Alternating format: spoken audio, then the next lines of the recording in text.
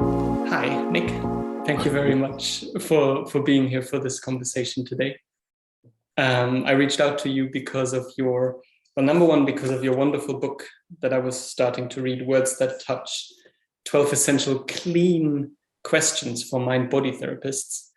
And because I personally have a background in mind-body therapy, but also really body work, and finding the connection between clean language, and we're going to talk about what on earth that is and try to explain that. I find that connection interesting, and I'm really happy to have a conversation with you where we can follow wherever it takes us. Okay. Yes, if you're asking me what is clean language, that first of all, when we use it in bodywork, it's really important to notice and remember that it isn't just about words, but what you just did there when you did that as a gesture, and it's a really important gesture, and it comes very naturally and intuitively from some deeper ability to communicate inside you than just from your verbal mind. If I was to ask you, is there anything more about that? That would be a clean question. If you do that again, and connection. So you were talking about mind working with the body and working with the mind, working with language. And what's that like, that connection there? So what I notice, and it seems like we're going right in with the demo, what I notice when I do this again is a sense of gratitude that goes along with this posture. It's something comes together, but with the coming together, there is this sense of gratitude in my chest. Wow, yes, thank you. So thank you. Gratitude in your chest. That resonates a lot for me. It's like two bodies listen to each other, not just two heads, whenever we're in any kind of significant conversation. And when we can tap into what the bodies are saying, that there's gratitude here, we're already creating a field of communication which is a lot richer, a lot deeper than just, asking about your goals or what you're aiming to achieve or something like that. And I should say that I don't normally jump right in like that, but we were already talking a bit and had established some rapport. And that's such an important point. And I don't know how many people watching this are into bodywork as such. Certainly more and more people in the coaching field are getting interested in what is called embodiment. Yeah, I think the group of people who are interested in bodywork as it's classically understood as touch is not the biggest, but I think more and more people are very interested in embodied and somatic work and embodied and somatic coaching. Yeah, and just by respecting how the body is joining in the conversation, as we did just then, you can, make a much deeper connection. And I think, you were also talking about sometimes coaches feel they got stuck in working with a client, and the stuckness is always manifesting a lot more easily in the body and its communications or non-communication. So, but yes. So as I understand, the way you just brought us in here is actually clean questions for mind-body therapists, and rather than theoretically talking about that, it's about bringing in what's happening and bringing in what's happening through the body. For me, there was this movement that I wasn't even aware of. So it's interesting that you pointed it out. But through bringing that in and through having the ability to ask simple questions directed towards that and towards what is already contained within that, we can open a space for ourselves and for clients. Yeah, and the opening of the space is kind of gives you a hint of what that word clean language is about. Some people find it an annoying word, especially other therapists who don't do clean language. They think it's an implication that what they're doing is not clean enough, but that's not really what it's really about. That the space that we open is the client's space, and the emphasis in clean language is in keeping that space completely there for the client, and not to be bringing in anything, no diagnosis, no suggestions, no good ideas, no telling stories. A lot of things that in other therapies are very useful, no reframing, for example. You just don't do it. You have this sense that there's a clean, clear boundary around your client's space. And the questions that we ask in clean language are so simple. Coming from a sort of East Asian medicine background, I think of them as very Zen-like questions. They're so simple, and they're all built around the gestures or the words that have been offered to you by the client. They're the client's words and gestures. They're nothing to do with your own. So that space is respected in a kind of, I think, of a sort of Japanese way. It's a very, like a dojo, really, that we enter, there's a clear boundary, and we enter it as respectfully as we can, and bring in as little of our own baggage as we can.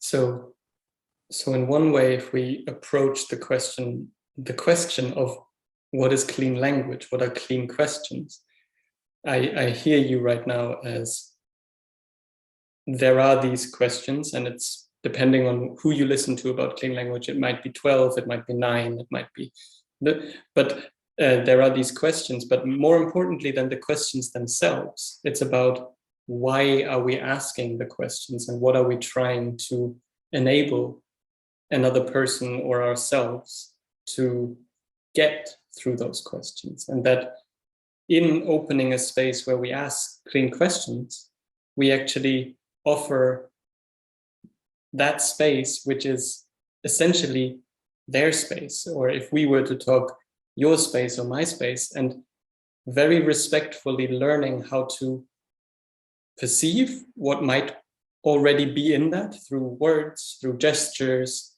through where do we look, through all those small signs.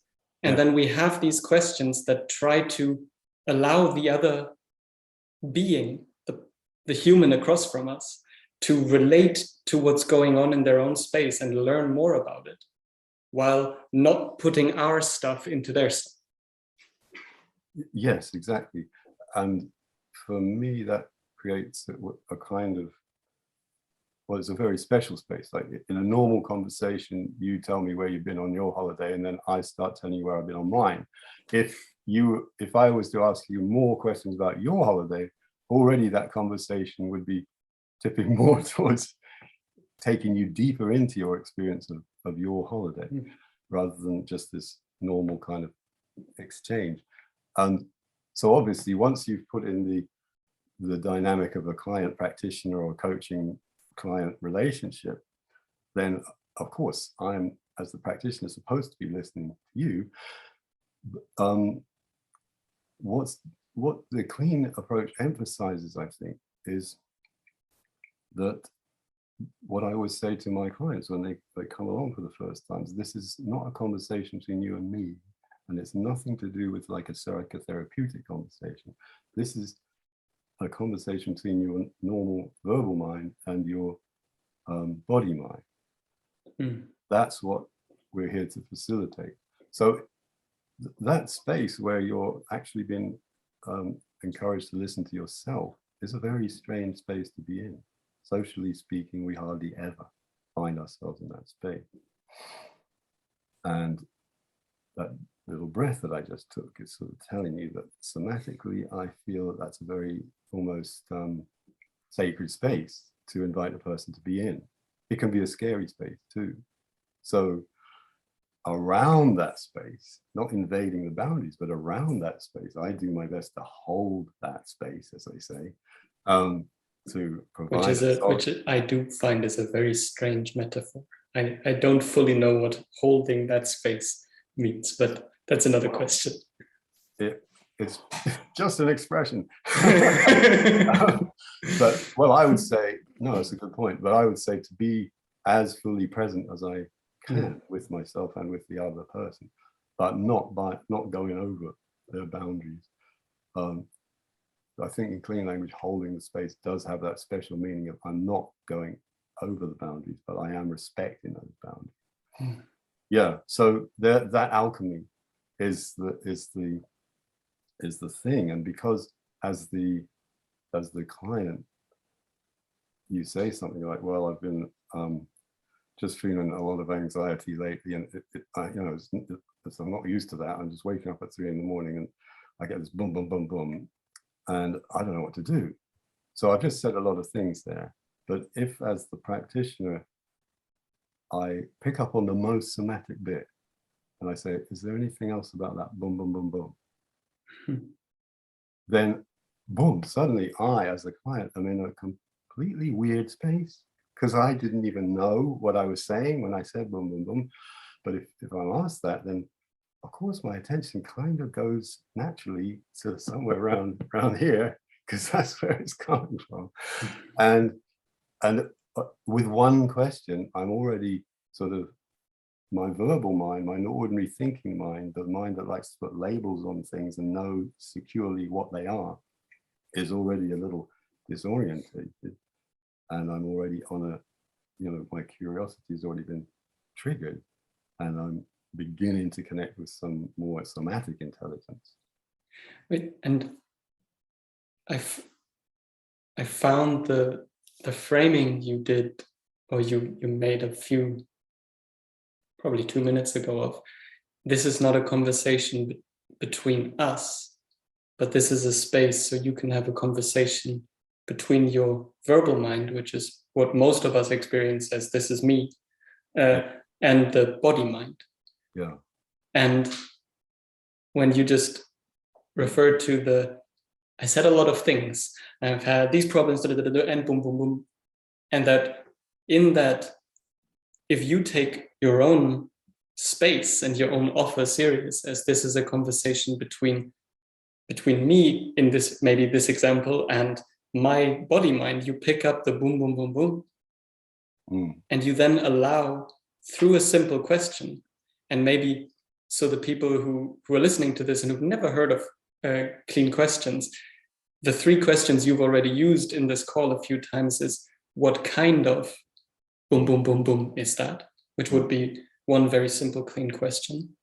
Another one is, where is that boom, boom, boom, boom? Yeah. And a third one could be, and is there anything else about that boom, boom, boom? Yeah. Where you are basically referring me back to what I said. And then by asking that question, I suddenly have to reconnect with my own experience and be like, okay, so what kind of boom, boom, boom, boom is that? And it's a question that only I can answer. Nobody else can. Yeah.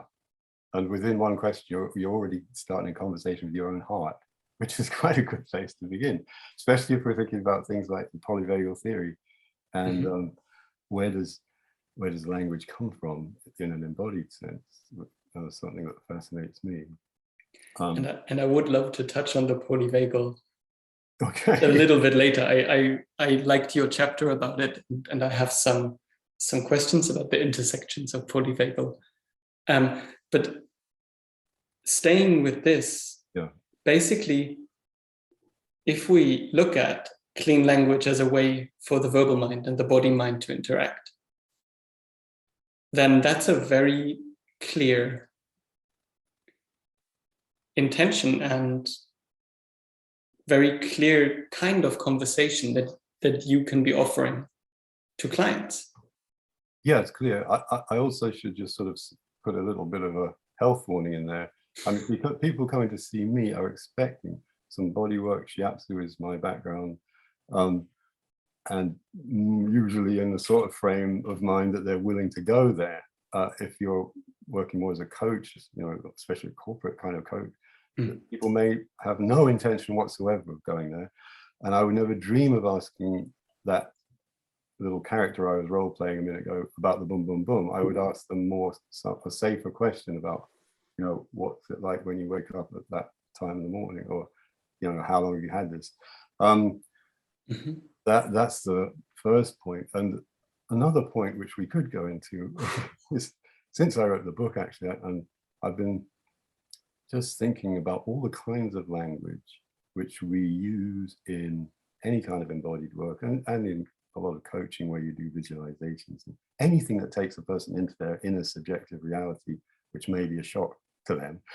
You know, what kinds of language do we use? And I've sort of categorized these things, and I call it body-friendly language, the kind of language that we need to use before we maybe make that direct invitation to go straight in that you make with clean question.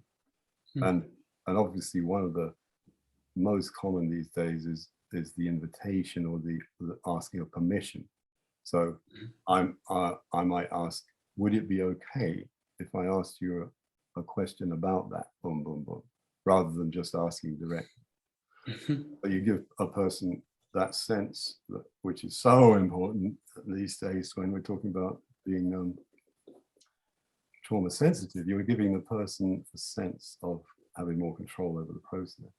And that's the other thing I always say to people at the beginning, that I want you to make this, you know, get the sense that this is your space.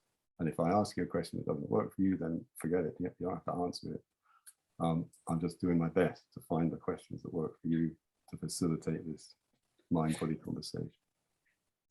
When I hear those two things we could talk about, I actually see a connection between them. When you say you wouldn't ask the corporate coachee as the first question, hi, oh, what about that, boom, boom, boom, boom. But you might actually get there through a series of questions. And the same when you have clients, and I imagine both clients who are returning, but especially clients who are coming for a first session with you, you wouldn't start off with them walking through the door and they just say, oh, I'm a bit stressed today. And what kind of stress is that? That wouldn't be the first thing. So at least in my visual mind, if I imagine the clean space to be that sacred space for the visual, for the verbal and the body mind to communicate, then each session also has kind of zones or concentric rings around that, where we are not using clean language, but we are using other types of language. And then one of the questions would be, how do you use clean language when, and what are the other types of body-friendly and also just could be client-centered? I think there are different approaches that try to emphasize different elements of language around that fit. So what the question is, when do you use clean language? When do you use it, and also how do you embed it in the bigger container? Yeah, so after I've made that kind of little contract with the client, you know, as I said, then I guess the answer to that is I use it when the sense of resonance tells me to use it. I don't know if that makes much sense to everyone listening to this. You know, I've done 30 years work in working with people's energetic systems, and before I start any shiatsu treatment, I just sit there and listen with no words. So, and I wait. You know, you were talking about these layers, these concentric circles, and it's very similar in a way that when a person lies down, stops thinking so much, and their body energy and the intelligence of that body system starts to take the space, say, it's my turn now, you're listening to me, then you get a sense of when you're actually being invited to connect. Because sometimes, especially if you've done 20 minutes or so of work with clean language, sitting in chairs together, there's so much already happening, so much energy is already moving, so many connections are already being made, that when I invite a person, I say, would that be a good place to lie down and start the shiatsu? You know, they lie down and I just have to sit there and, again, sort of hold the space. Just respect that there's a lot already happening here. Wait until I get a sense that I'm being invited. So that resonance is the word I'd use there. It's not an invitation that's coming necessarily from their conscious mind. But I always you have to ask permission of the conscious mind, because the conscious mind is the gatekeeper. Yeah, and the conscious mind can, if there is a no, it's often the conscious mind that can actually create the most rigid boundaries that will make any further progress very difficult. Well, that again, we could talk for an hour on that one, about Ian McGilchrist's work on the two sides of the brain. You say if there is a no, and I would say there is almost always a no. That is almost always the first thing a person says when you ask them a clean question. Is there anything else about that? Boom, boom, boom. No. Then there's a pause. Then there's, well. It's the no comes from the left brain for most people, where the verbal mind inhabits, and it's a natural thing. It's perfectly natural. Oh, nothing there, nothing else there. This is a verbal mind. Nothing's here except the stuff we know and is well labeled and categorized. And then there's this shift. You're inviting a shift over into the right side of the brain, which is much more connected to the embodied intelligence and much better able to listen to it.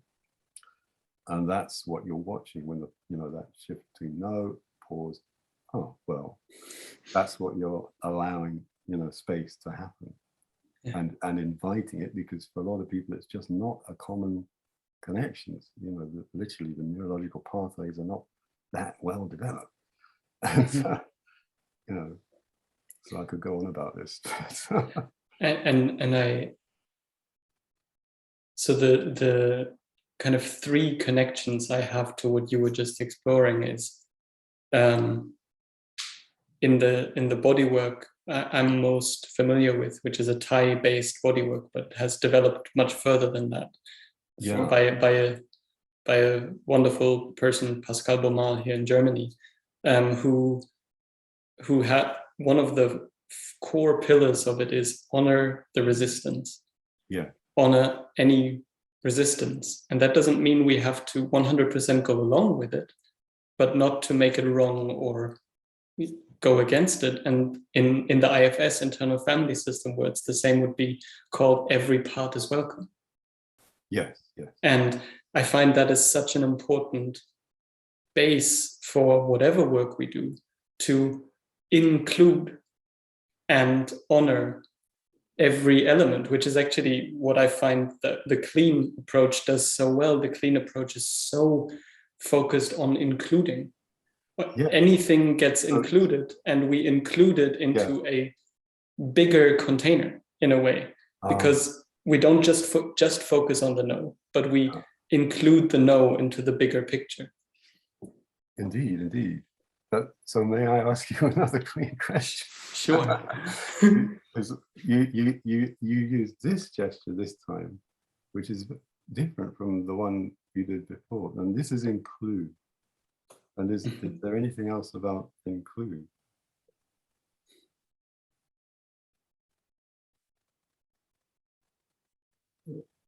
So there are multiple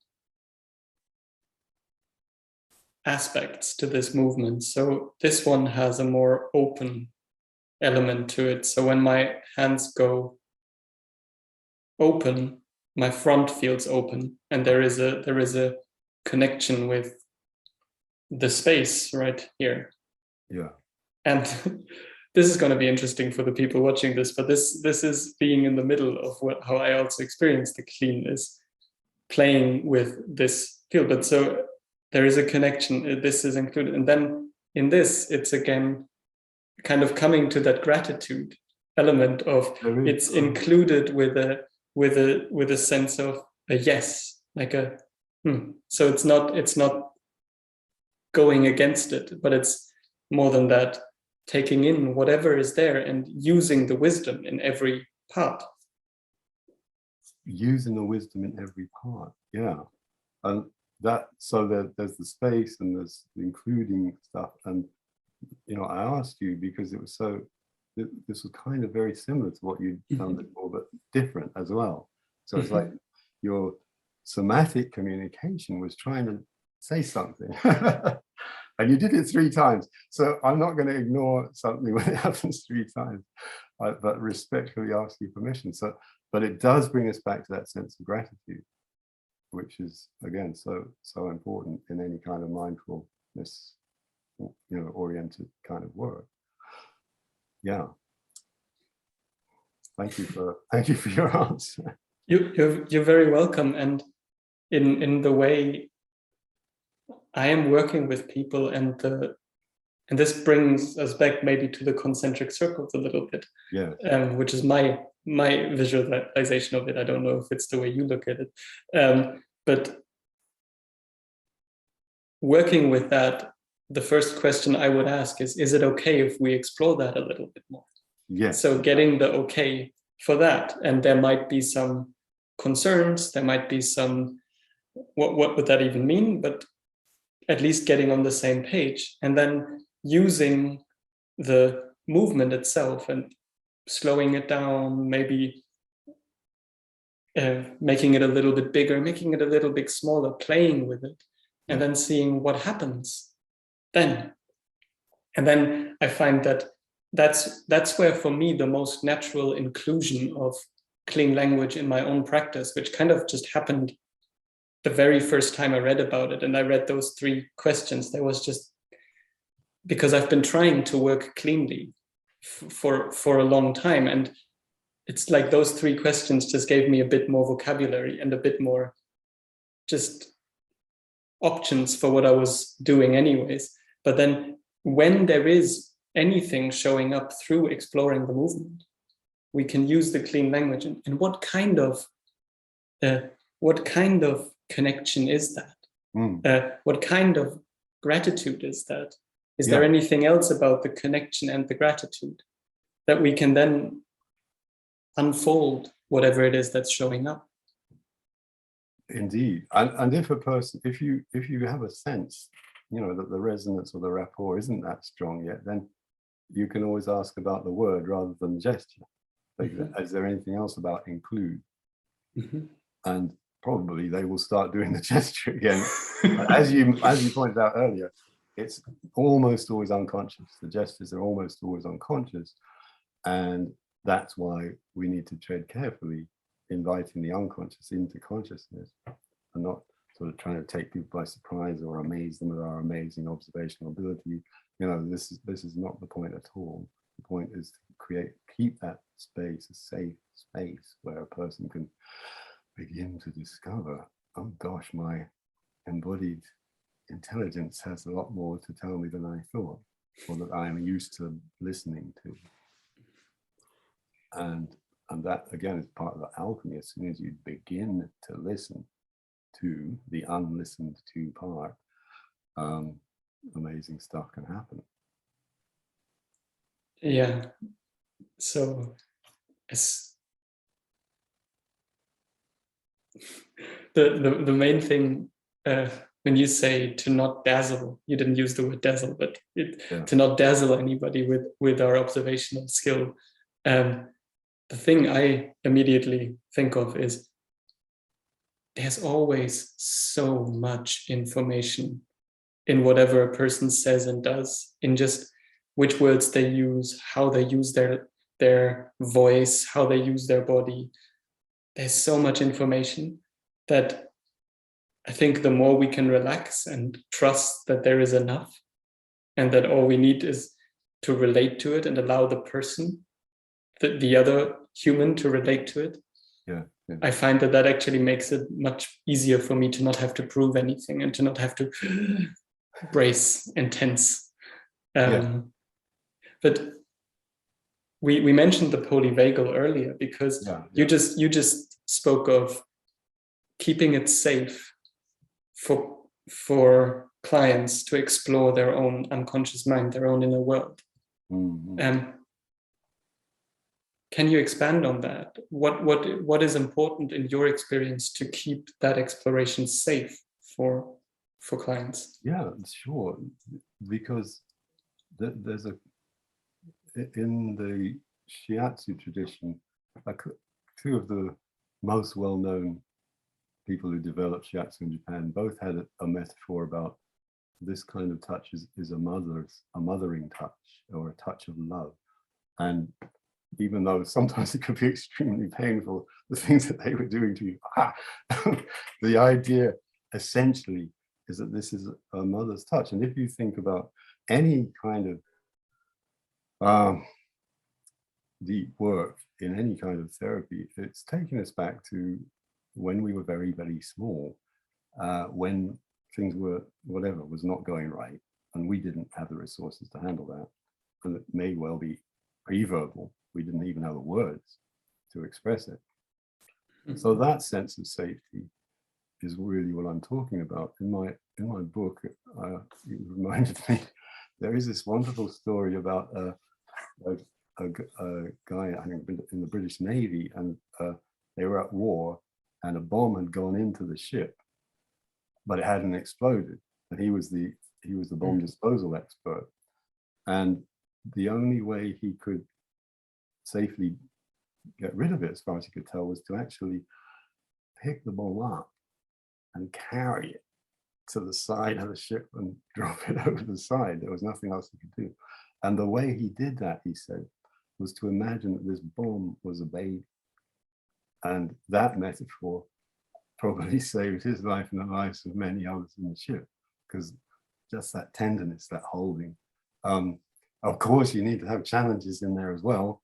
Of course, you're always wanting to bring in the grown-up persona of the person sitting there, and get them to realize that that difference. Now you have choices. Now you are an adult, and all of that stuff.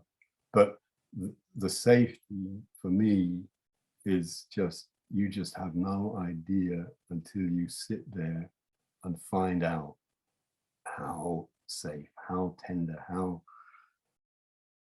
compassionate, probably the wrong word, how, it's not even, just how present do I need to be, and attentive do I need to be to make sure that this is going to be safe for that hidden part, to use the family systems work, to come out and make itself known.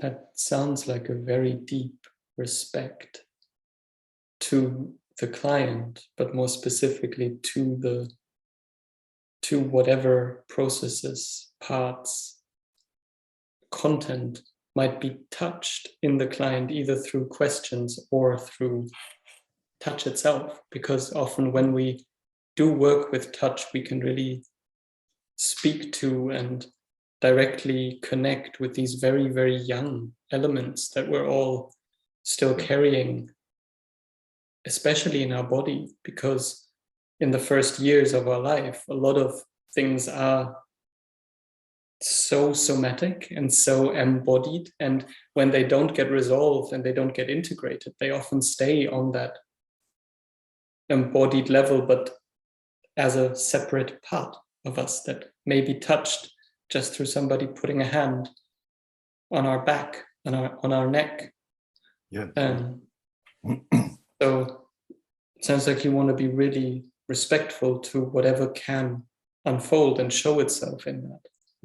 Yes, as far as I can tell, there's no end to the depth that you need to train yourself to go to.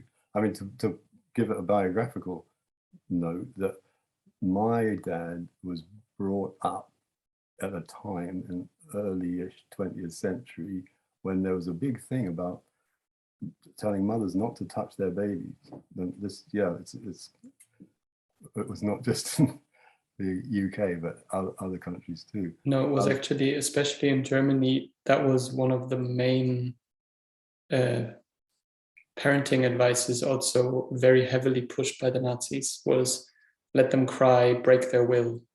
Yes.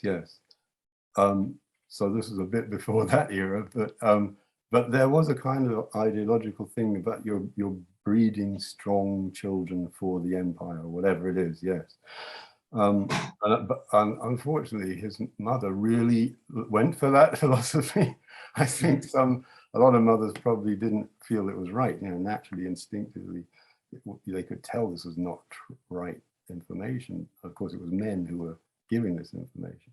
But his mother really thought, yeah, this is great. So my dad suffered from depression pretty well all his life. He did tons and tons of psychoanalytic psychotherapy and stuff.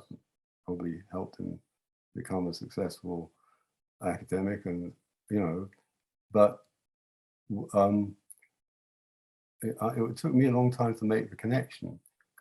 I kind of lived in that family field of depression without knowing it. It's like fish swimming in a sea without really knowing, oh, this is the sea of depression, and alienation from my body. And I had to go through a whole process of burning out and all that stuff before I got curious about shiatsu. And I still remember the first time I went to my first introductory class and laying down on the floor and feeling someone touch me in that way and thinking, oh, this is something I really need. Boom. So that depth of touch it's like it was an intergenerational touch. It wasn't just me that needed it. It was my dad that needed it, probably his mum that needed it. It was that deep. So maybe that's what I'm trying to get at when I say that, the quality of respect and resonance when you're listening, maybe going back several generations, not just in the story that they've just told you. Yeah, the legacy of it. Yeah.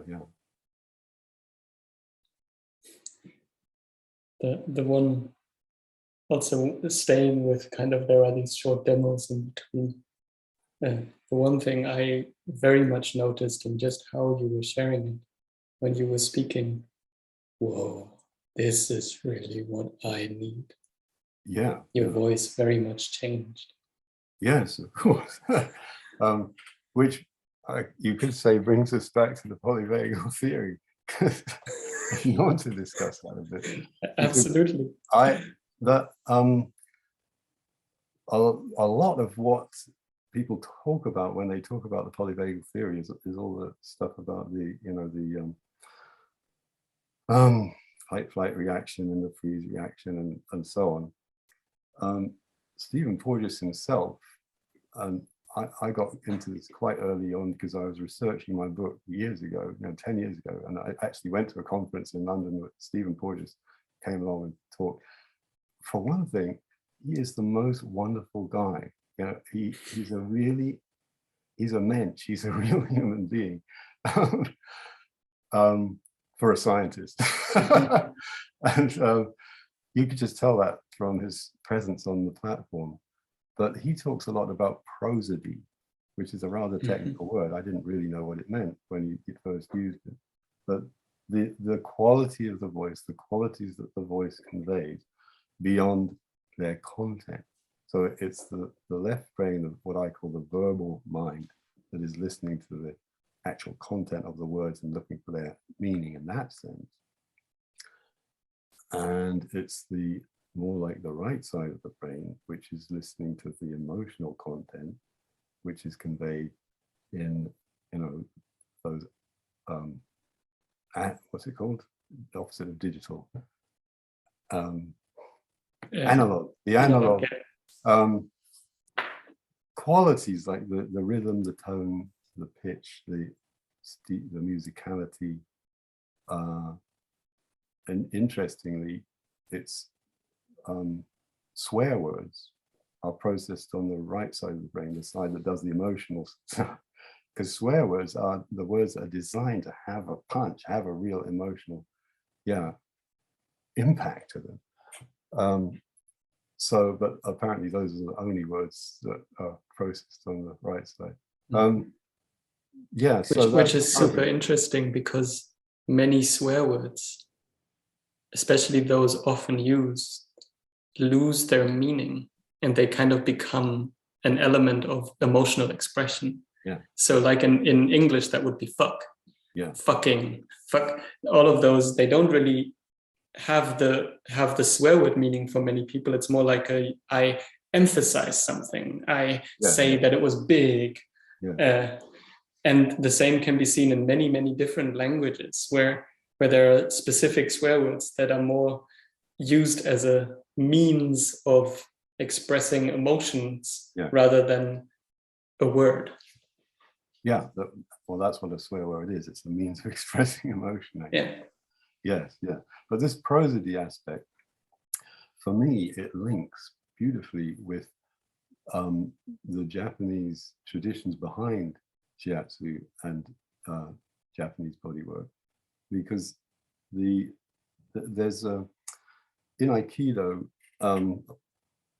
there's a tradition called kototama, which means the spirit of the word. And the idea that, in Aikido, you shout when you attack. The shout disrupts your opponent's energy and mind just as much as the physical attack. So that's a raw example of the power of sound. But in kototama, each vowel sound has its own kind of cosmic resonances, and when you put them together with the consonants, you create all kinds of, it's much more complex than I understand. But this simple idea that the word has a spirit, has a resonance, has a chi to it, is exactly or how I think when I'm listening to people talking to me, and when my sort of whole mind-body system is waiting to know what's the next key word for me to ask a question about. What's the spirit behind that, and how can we use this questioning process to take a person to their spirit? It's rather like in family systems, you have your lovely video where you talk about taking away the parts and then there's nothing left. But this, how do we, very often at the end of a good shiatsu treatment, that's how people feel. The verbal mind, the normal ego, is taking a rest, and there's just this sense of and in a practical sense, one thing that matters to me is where do you go from there? Is that just a nice little experience, and then they get back on the bus or get in their BMW and drive off, having catalogued it as a nice experience? Oh, I can go and have a shiatsu with that person, have a nice experience. Or how does that self or that spirit find its way into everyday life and practice? Which sounds close to how you kind of draw out the treatment or the integration possibilities of integrating clean language into treatments. So both integrating them at the beginning of a session, where it seems like you're mostly using them for two kind of purposes. Number one, exploring whatever the symptoms or problems may be and seeing, can you learn more about them? Yeah. But also exploring, and maybe more importantly, exploring the outcome. Like, what's the desired outcome they have? Yeah. And then using that as the kind of orientation for whatever touch, whatever body work comes after that. Yeah. And the sense is really using the outcome, not as just a thing to hit them on the head with, I've listened to your problems long enough, now tell me what you want. It's not like that. But David Grove, the New Zealand therapist who invented and developed clean language along with others, he's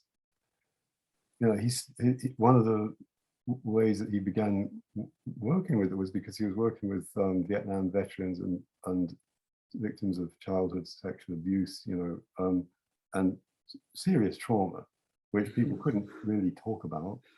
But he found that metaphor, there was a way that they could begin to approach that experience, that embodied, embedded traumatic experience. So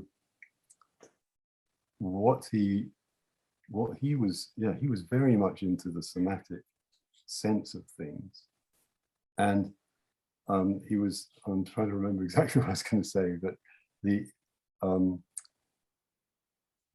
why he was working with the outcome question. Yes, he was using the clean questions to approach the information around the trauma, and he would call it the internal landscape So the trauma might be represented metaphorically as some dark cloud or a deep pit, you know.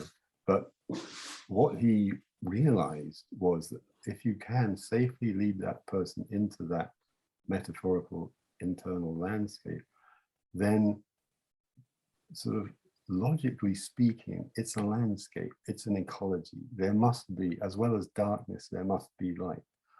And as well as icy cold, there must be some human warmth, you know. But instead of pushing them or making suggestions, he would just keep asking questions until a person began to discover themselves, oh, wait a minute, yes, I can see there is the, you know, it was nighttime, but it's possibly dawn. And so it's like that deep intelligence with his very somatic approach to it. He used very hypnotic style of language. He would speak, you know, if you've watched videos of him, really, really hypnotic, very slow, always beginning the sentence with "and," always repeating what they just said.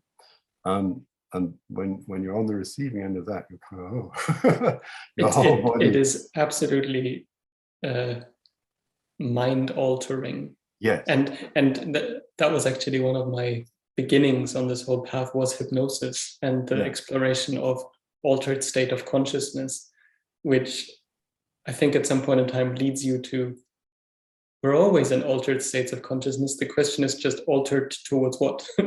So he had a very, it seemed like he had a very clear direction of bringing in this more expansive, more listening. Space.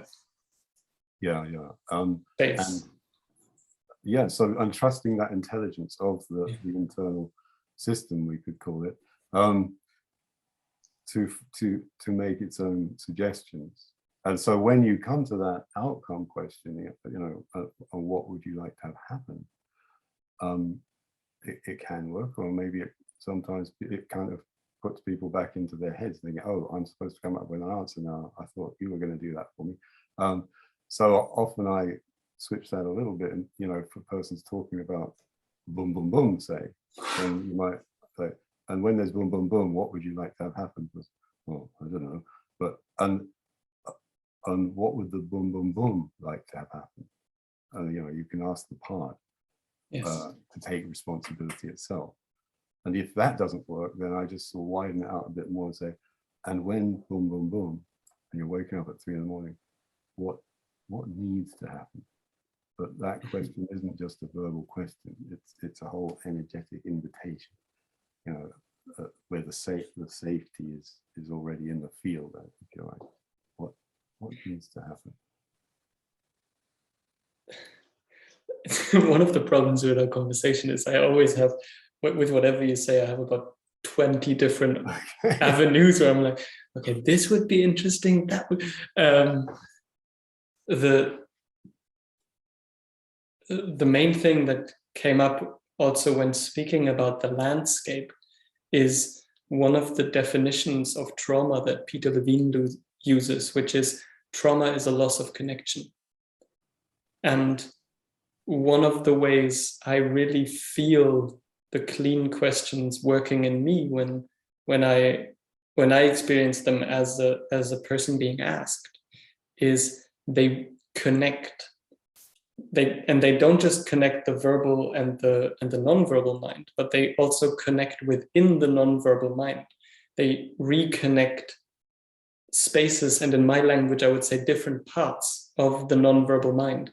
And in that reconnection, I have this experience that something can reorganize itself, where it's not me as a verbal mind organizing it, because it's way too complex for me to even try and attempt to reorganize it. It's not the person asking me questions organizing it, but it's through me exploring it, it is reorganizing itself, and I can discover the reorganization. But basically all that happens for that reorganization to emerge is the reconnection.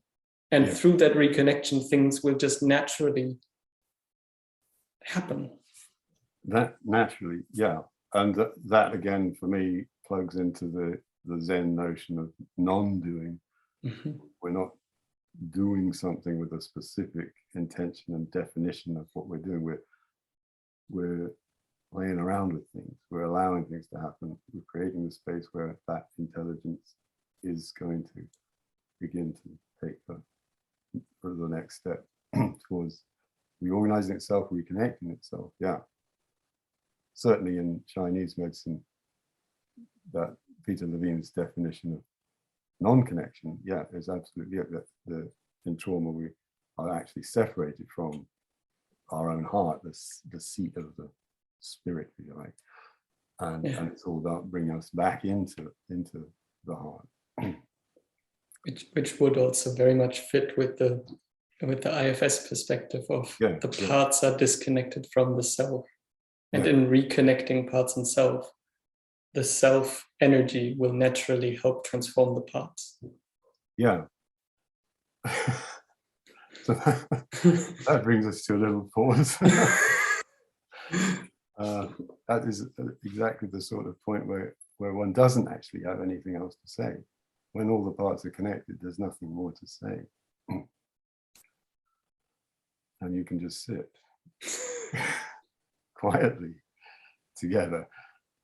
And that I was going to, in the way I sort of catalog the body-friendly language, the way we use it in coaching or therapy, use all kinds of language, making them little mini contracts and micro contracts as we go, asking permission, giving instructions.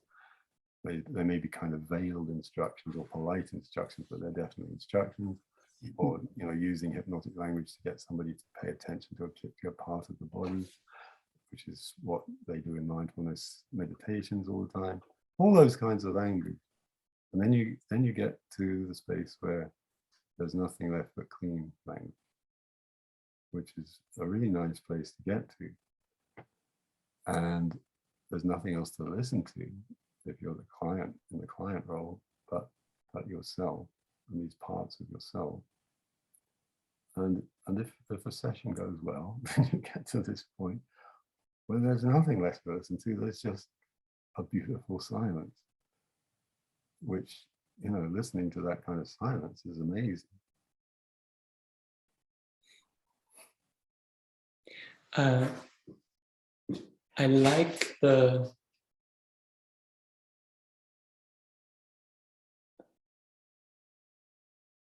so I have a choice now. I can listen to the silence and I can also continue with our conversation. I choose the conversation because I would love to have a bit more sense of that body-friendly language.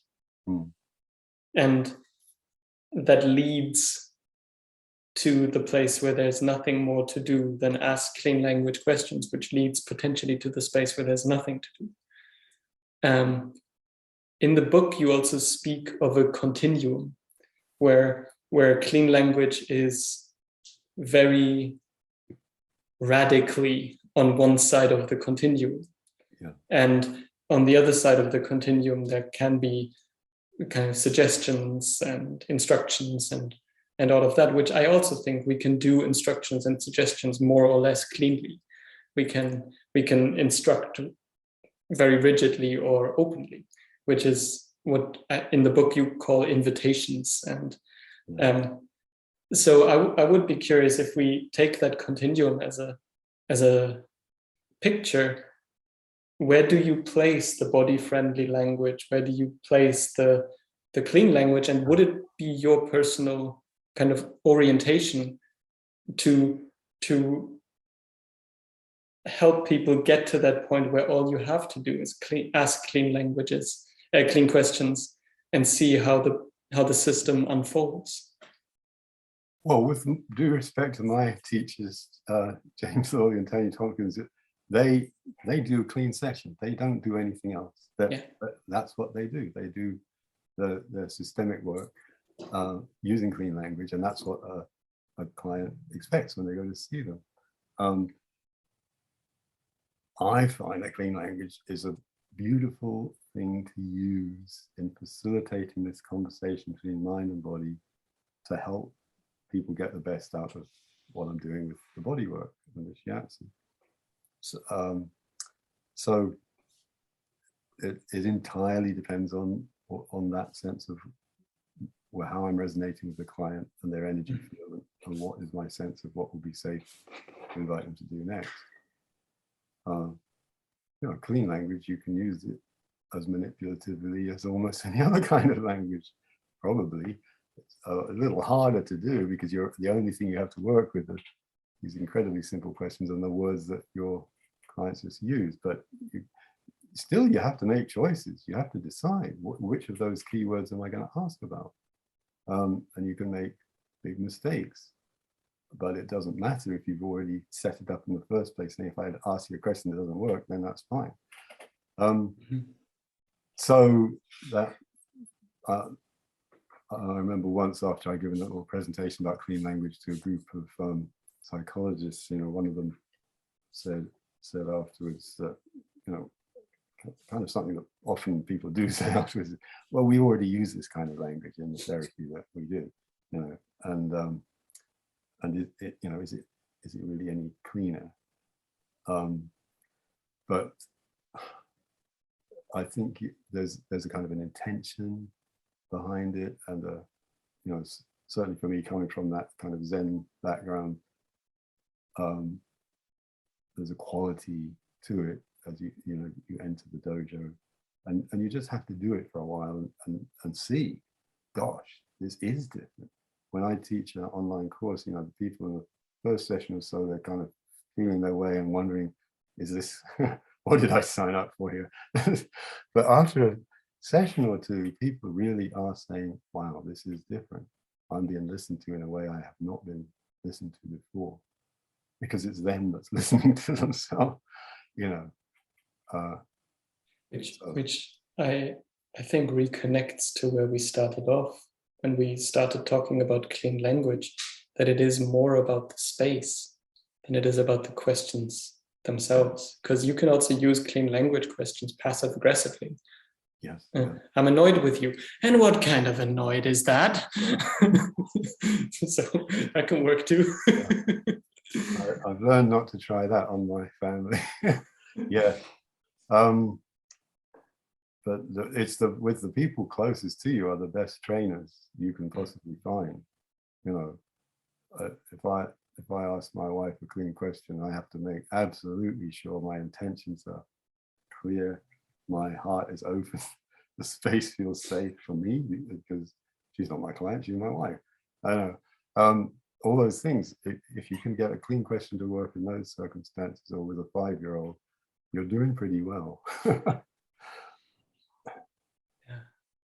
And maybe as we're slowly moving towards an end, because it seems like things are kind of naturally fitting to. Yeah, for people watching, they've probably had enough by now. They're talking about stuff. I have multiple avenues, but when maybe as a closing is, how did it go for you when you started introducing clean language into your shiatsu practice? How was that, and what were your experiences just in the beginning of integrating this? Yeah, that's a very good question, because that's a very common question I get on my courses, because the courses I teach are for mind-body practitioners, how to bring clean language into it. And so the first question is, how am I going to fit this into the therapeutic hour that I have? It's going to take too long. My answer is that my sessions are 2 hours long. But if you begin to play around with this, you will find that you're doing the work with the language, that you might spend 15 minutes doing with touch. You're creating that connection within the person already. So, but to come to your question, it wasn't at all easy. I recognized as soon as I heard clean language, I just knew there was something there that was exactly right. Rather like my story about when I first felt the shiatsu touch.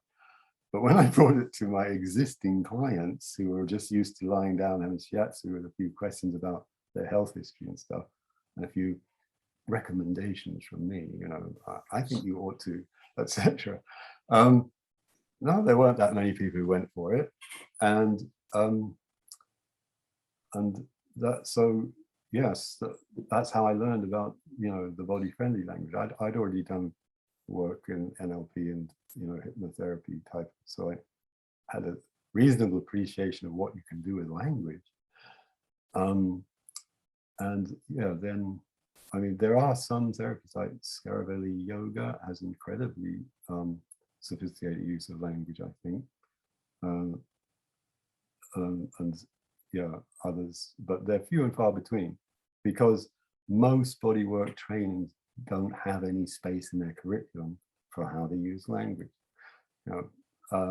and that's a challenge in itself. So the bodywork therapists don't get much training with language. Psychotherapists don't get any training. When places like America, they're not even allowed to touch at all. And this is just a reflection of the world that we live in. As Ian McGilchrist says, we're getting more and more embedded in a virtual world, in a world which is run by language, which the body is considered a underling, a less significant, less worthwhile thing than the mind. And we're just getting deeper and deeper into that kind of virtual way of existing, and indeed establishing relationships online. We can have a relationship online. We've never met as people because we already have a good relationship, you with your somatic self, me with my somatic self. But if you're a 14-year-old just doing Facebook, with somebody else, and it just Also, being a 14-year-old right now, being locked down for a year, and this is the only way you relate to your friends. That's very confusing to a body mind. Yeah, but it isn't even this. It's by clicking likes. And, that's even more confusing. TikTok.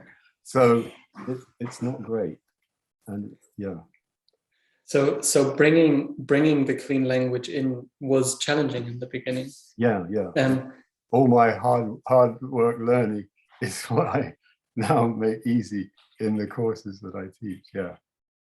And do you maybe have one aha moment that allowed you to embed it more fluidly into your sessions? One aha moment. I think it's more like the 10,000 hours to take rather than the one moment. It was a very long moment. It's up for me. It's about making enough mistakes, and reducing the impact, making sure that you make lots and lots of micro mistakes rather than a few big mistakes. If you can make micro mistakes continuously through a session, then you're calibrating, as they say, very closely to what works and what does not work for that particular client. Also, I just love it. I just really enjoy it. That makes a lot of things easier, to just really enjoy it. And for me, an analogy, I guess a metaphor is that it's like when you meet somebody, and they bring their dog, they're in the park. There's the person there, and you're having a social conversation with the person. But there's this dog there too, who's just completely in the moment, completely full of curiosity, action, full of action, life, and that's the part of a person that you're trying to connect with. They bring their mind along, but they also bring this wonderful animal self, which is just true and raw and real and rich in experience of, and desires, and just connecting with that is what it's all about. Which you want to connect to that animal, which, at least in my experience, is also very closely related to the life energy Yeah, aliveness, and even to the spirituality. I think that's where it very much converges. that's what I mean. I don't just mean animal energies in a sort of Freudian sense of stuff we've got to keep suppressed so civilization can continue. Exactly. I mean, you look at an animal, you see their spirit right there. You know, you look into the eyes of an animal, and it's a very direct soul-to-soul connection. That's why equine psychotherapy is so wonderful, for example. That's what I mean. So, and it's through the body. And one of my teachers, Steve Gilligan, always emphasizes, you know, that you don't get up there through the head. You have to go into the body to make a connection to the, you know, cosmic, universal, spiritual level. Mm. So welcome to the body. And maybe to close this one up, bringing it back together, if we return to the what are clean questions, they are questions that when they happen in rapport, we can actually help the person across from us to connect to that embodied self, animal aliveness, and explore that so that it can find its way into the world. Yes, indeed. Finding our way into the world. Yeah. No further questions. Yeah. Thank you very much for this conversation, Nick. It's been great talking to you. Of course, I have a few other things I didn't mention, but maybe another time.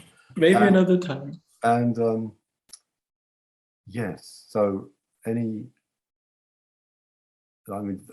I can imagine somebody listening to this conversation might be thinking, what?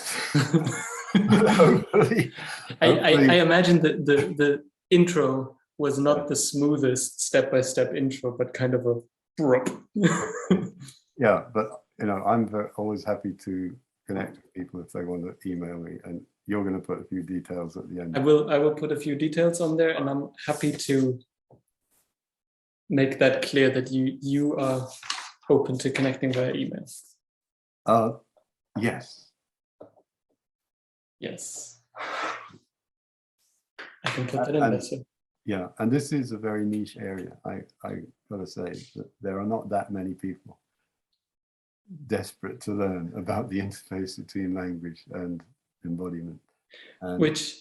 So maybe we just take one moment longer. I find that so fascinating because one of the elements of what I do here in Germany is we have this what we call holistic bodywork training, which is about that interface, because we have so many people coming to us who are year-long body workers, physiotherapists, whatever, and the place where they are so often stuck is that they try to solve problems through the body that cannot be solved purely through the body.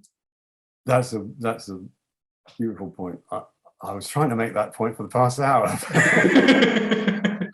That's exactly it. I think that, to be controversial with my colleagues, I think by just working with the body, in a way, you could say we're reinforcing this whole mind-body split in the society around us. Now, well, I'm just working your body. You know, you can go to a psychotherapist and sort out that problem, or go to a coach.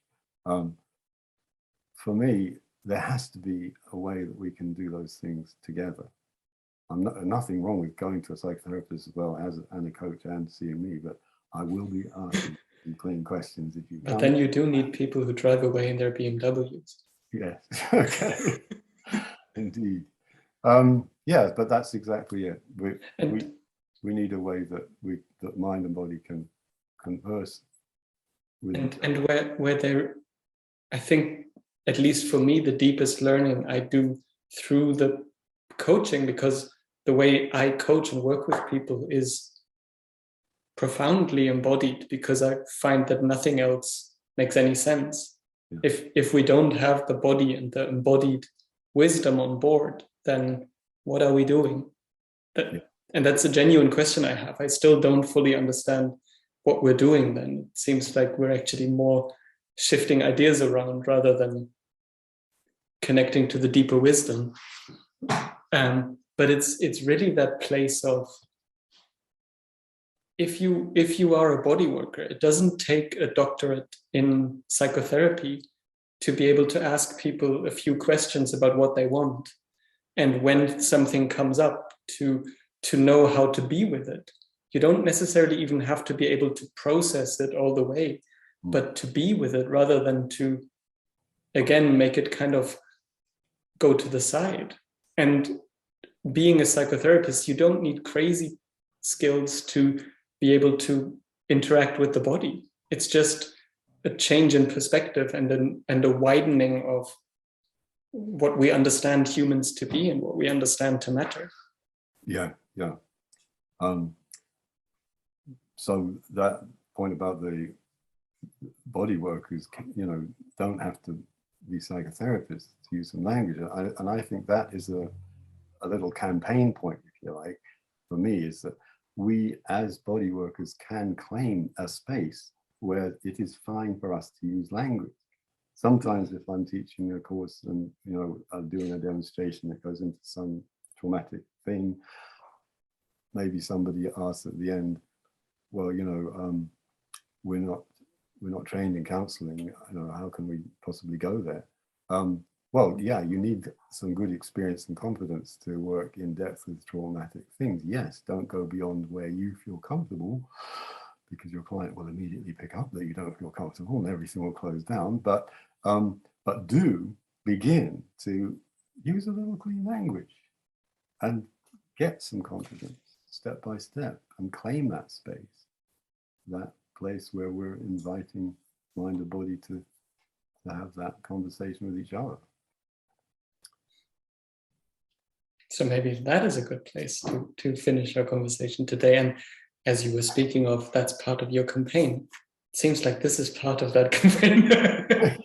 I can really recommend this book. I already told Nick before the conversation that I find it very beautifully written and almost poetic. So it's Words That Touch by Nick Paul. Thanks very much. It's great to speak to you, Lucas. Yeah.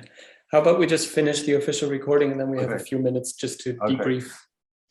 So thank you very much. You never know what's around.